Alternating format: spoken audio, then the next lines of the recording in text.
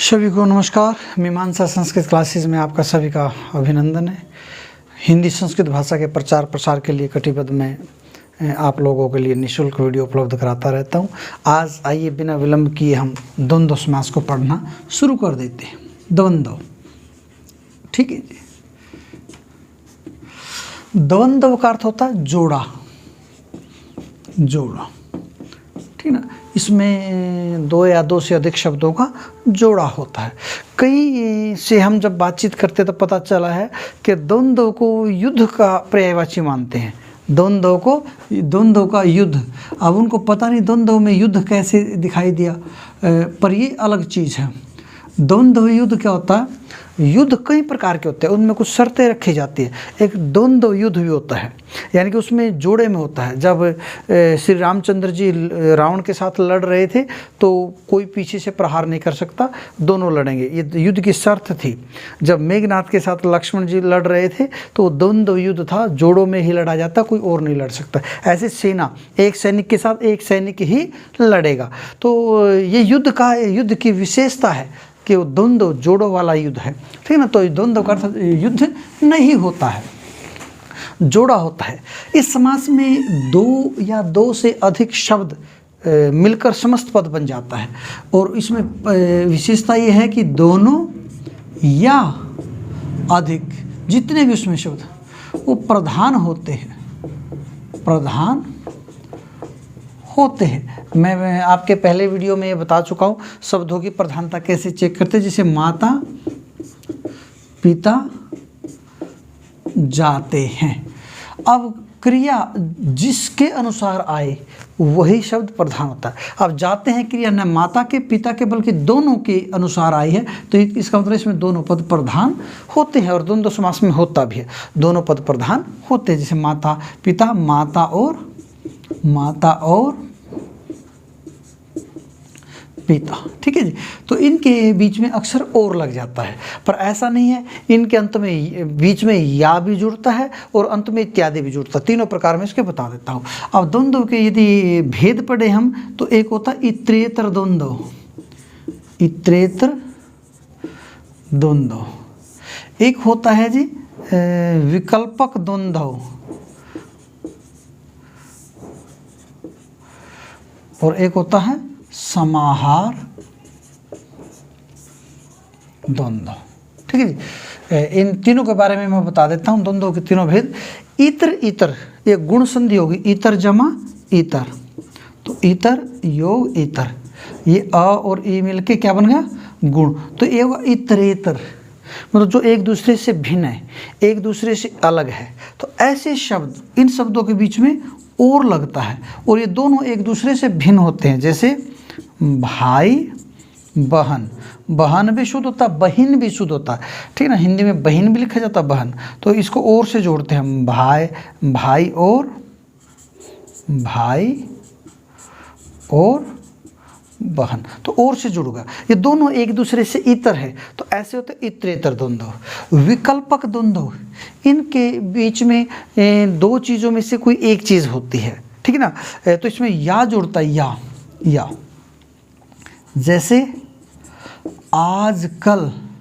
अब ध्यान से समझिएगा, आजकल का विग्रह आप ऐसा नहीं कर सकते आज और कल। जैसे वह आजकल में आएगा तो आज आएगा और कल आएगा, ऐसा है नहीं है। वह आज आएगा या कल आएगा, तो ऐसे उदाहरणों में हम या जोड़ते हैं, आज या कल, ठीक है ना। या जैसे पाप पुण्य, पाप पुण्य, हम कई बार इसका विग्रह ये कर देता है पाप और पुण्य, पर गलत है। इसका बनेगा पाप या पुण्य। अब आपको होगा जी ऐसे कैसे, पाप या पुण्य। देखो इन शब्दों का जो बेस है उसमें आपको थोड़ा ध्यान देना होगा। जिसे हम कह देते हैं जीवन में पाप पुण्य चलता रहता है, मतलब पाप या पुण्य, इन दोनों में से एक समय में एक ही चलेगा, दोनों साथ साथ नहीं चल सकते। जब आपके जीवन में पुण्य होता तो पुण्य होता, पाप नहीं होता। जब पाप होता है तो पाप होता, पुण्य नहीं होता। तो इनमें या से जुड़ेगा, जैसे लाभ हानि। आप ये कहोगे व्यापार में लाभ और हानि चलता रहता, लाभ या हानि। आप ऐसा नहीं, ऐसा कैसे हो सकता है व्यापार में एक समय में लाभ भी चले हानि भी चले? इसका मतलब ये अलग अलग समय में चलेंगे। तो अलग अलग समय में चलेगी, तो जिस पर्टिकुलर समय की हम बात करते हैं, जैसे मेरे व्यापार में लाभ चल रहा है, या कोई कहेगा मेरे व्यापार में हानि चल रही है, तो लाभ या हानि इन दोनों में से एक ही रह सकता है। इसलिए इसका जो विग्रह करेंगे हम लाभ या हानि, इस प्रकार से हम करेंगे। ठीक है।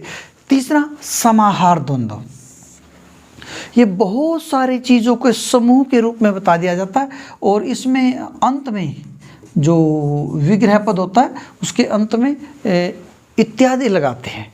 ठीक ना। जैसे कोई कह दे कि घर बार, बड़े ध्यान से समझने की चीज़ है, इनमें आप डाउट नहीं कर सकते किसी प्रकार का, और किंतु परंतु की कोई गुंजाइश नहीं है। ठीक है ना। ये बहुत बेहतरी से आपको पढ़ाए जा रहे, बड़े डीप जाके पढ़ाए जा रहे, तो आप इनको बड़े ध्यान से समझेंगे। अब घर बार का अर्थ क्या है? वैसे शुद्ध शब्द होता है घर द्वार, ये होता है घर द्वार, तो इससे तद्भव बन गया द्वार का बार, बार बोल देते हैं घर बार।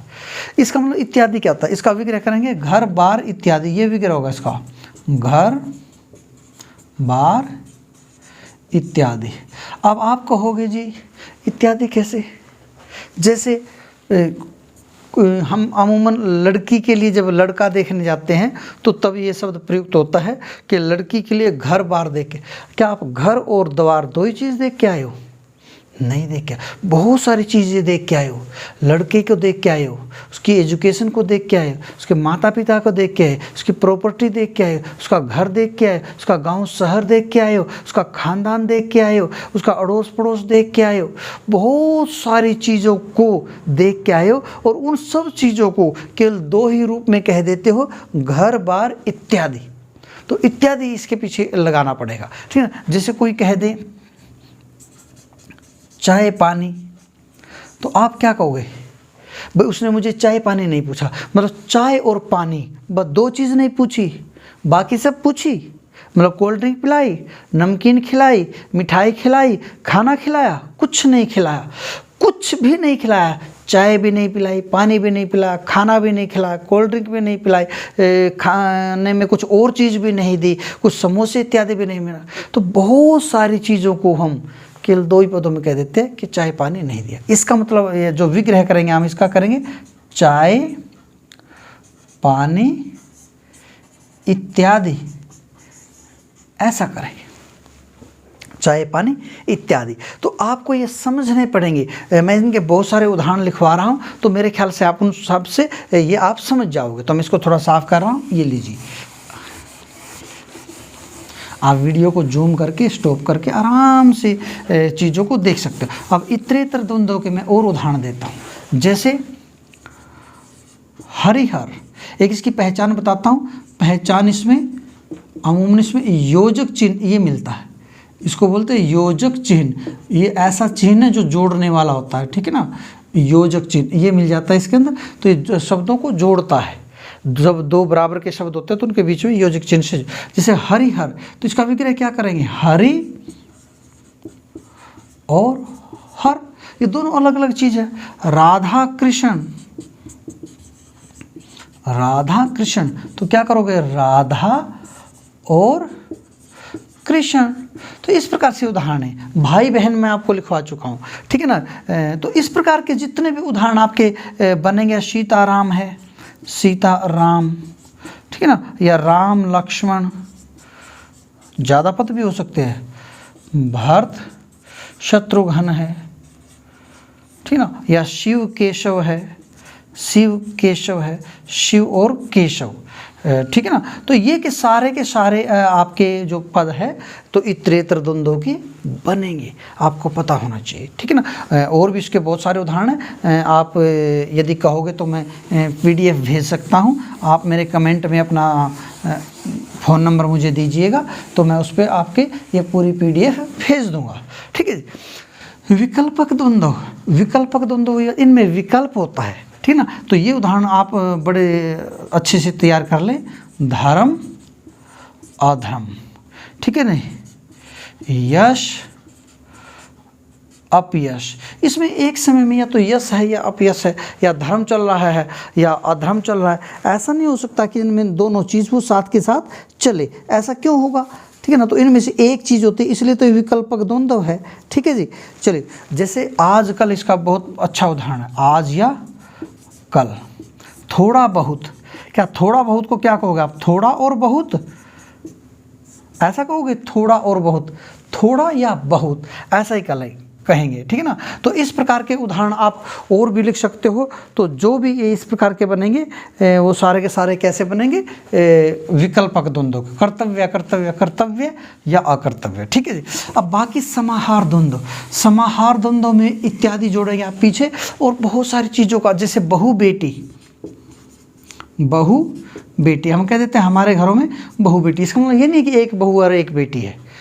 हमारे घर में जितने भी सदस्य, चाहे माता जी हैं, पुत्र वधू है, भाभी है, तो सबको हम सबसे को बहु बेटी इत्यादि ये विग्रह से जोड़ देते हैं। ठीक ना। साग पात, साग पात का क्या हो? साग पात इत्यादि। आप ऐसा नहीं थोड़ी कहोगे कि साग और पात, नहीं, साग पात इत्यादि। ठीक है ना। और जैसे पेड़ पौधे, पेड़ पौधे, तो पेड़ का मतलब एक पेड़ और एक पौधा नहीं, पेड़ पौधे इत्यादि, यानी कि जितने पेड़ है, जितनी लताएं हैं, जितने घास है, सबको हम पेड़ पौधे इत्यादि से, पेड़ पौधे वहाँ पर उगाओ या पेड़ पौधे उग रहे हैं। ठीक है ना। तो इत्यादि से पेड़ पौधे इत्यादि इस प्रकार से जोड़ेंगे हम। ठीक है ना। तो ये सारे के सारे किस में जाते हैं? आपके समाहार द्वंद्व में। ये बहुत सारी चीज़ों का क्या बनाते हैं? समाहार बना देते हैं। ठीक है जी। या जैसे है चिट्ठी पत्री है, मोल तोल है, धन दौलत है, ठीक है ना, हुक्का पानी है, ये सब उसमें चले जाते हैं। कई निरर्थक शब्द भी होते हैं, वो भी मैं बता देता हूँ। जैसे अड़ोसी, पड़ोसी। अब अड़ोसी तो कोई शब्द होता ही नहीं, पड़ोसी होता है। तो पड़ोसी इत्यादि, जो भी पड़ोसी इत्यादि है, ठीक है ना, दाएँ बाएँ रहने वाले हैं, उन सबको इन शब्दों से हम कह देते हैं। या चाय वाय, चाय वाय, वाय तो कोई शब्द नहीं है, पर चाय इत्यादि, भाई चाय वाय ले आओ, यानी कि चाय इत्यादि। जरूरी नहीं कि चाय वाय में चाय आए, दूध भी आ सकता, पानी भी आ सकता, पर हम उसमें कहते हैं चाय इत्यादि जो भी पेय पदार्थ हो, कुछ ना कुछ ले आओ। ठीक है ना। तो अगल बगल, अगल बगल, तो बगल हो तो अगल शब्द तो है ही नहीं, तो बगल इत्यादि। तो ऐसे करके ये सारे के सारे समाहार द्वंद्व में जाएंगे। अब इसमें मैं एक आपको उदाहरण कुछ स्पेशल हैं वो बताता हूँ। ठीक है ना। जैसे कोई कह दे 1 2, तो इसका मतलब आप विग्रह गलती मत करना, 1 और 2 मत करना। इसका मतलब 1 या 2, और या आते ही कौन सा? विकल्पक द्वंद्व, विकल्पक द्वंद्व। जैसे हमारे घर में 1 2 मेहमान आएंगे, तो 1 और 2 आएंगे, 3 आएंगे, ऐसा नहीं है 1 या 2, 1 आ सकता है या 2 आ सकते हैं। तो आप इसमें करेंगे, अगर 2 4 है, 2 4 है, तो 2 या 4 नहीं कह सकते। देखो इस चीज़ को समझना ध्यान से। जैसे कहते हैं हमारे घर में 2 4 मेहमान आएंगे, मतलब 2 आएंगे या 4 आएंगे, ऐसा फिक्स होता है क्या? 3 भी तो आ सकते हैं भाई। 2 4 आएंगे तो 2 से लेकर 4 तक ऐसा आएंगे, तो इसका विग्रह थोड़ा सा अलग जाएगा, 2 से 4 तक। जब एक संख्या का बीच में गैप हो, जैसे इसमें 1 2 में गैप नहीं है, तो 1 या 2 विकल्पक द्वंद्व। 1 और 2 नहीं कर सकते आप, इस बात का ध्यान रखिएगा बस। 2 4, या जैसे कहते हैं 10 20, 10 20, 10 को ऐसे लिखते हैं 10 20, तो क्या कहोगे आप? 10 और 20। पंचायत में 10 20 लोग थे, मतलब 10 थे या 20 थे? नहीं, गलत हो जाएगा। 10 से 20 तक, 10 से 20 तक। ठीक है ना।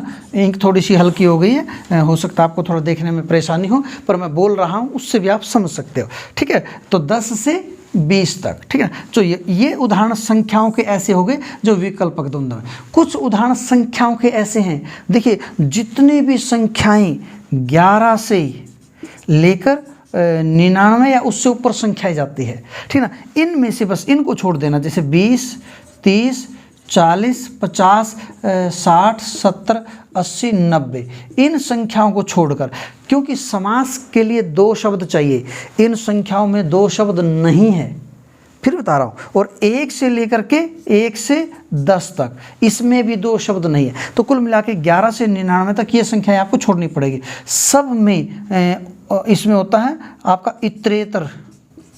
इतरेतर द्वंद्व। आप कहोगे कैसे जी? जैसे कहीं पर आ जाए 11, आपको इसमें 2 शब्द दिख नहीं रहे, आप इस बात पे मत जाइए। ये एकादश का तद्भव है।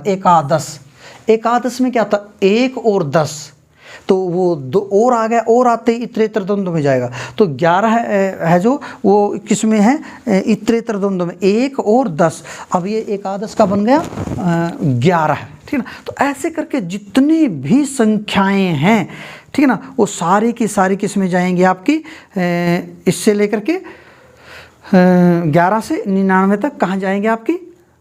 केवल और केवल इतरेतर द्वंद्व में। तो आप इस बात का थोड़ा ध्यान रखेंगे, ठीक ना। जैसे कहीं पर है 85 है, 85, तो आप क्या कहोगे इसको?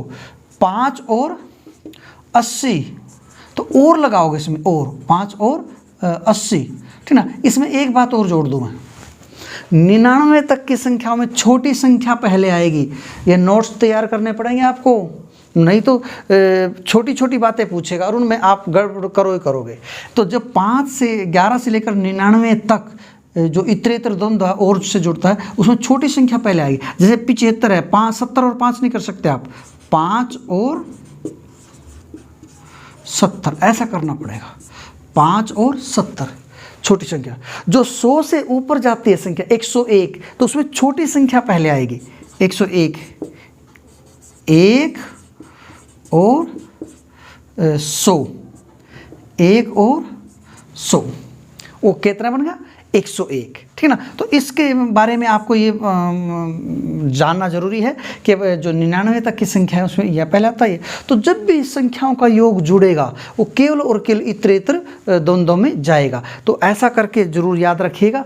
कोई पूछ ले 60 में कौन सा समास है, तो उसको बताना भाई 60 एक शब्द है, एक शब्द में कभी समास नहीं हुआ करता। जब तक 2 पदों का समस्त योग नहीं होगा तब तक समास नहीं होगा, ठीक है ना। तो 60 70 80 90 में समास नहीं होता। बाकी कोई भी हो, 37 है तो उसमें 7 और 30, ये इसका संस्कृत की गिनती के तद्भव है। जैसे सप्तत्रिंशत् था तो वो 37 हिंदी में बदल के बन गया, ठीक है जी, तद्भव के रूप में, ठीक ना। तो ये मैंने कोशिश की आपको अच्छी तरीके से द्वंद्व समास बताने की। इस प्रकार से एक समास की वीडियो में लेके आऊँगा ताकि आपको किसी प्रकार की भ्रांति ना हो और सारे के सारे उदाहरण भी आपको समझ आए। नमस्कार।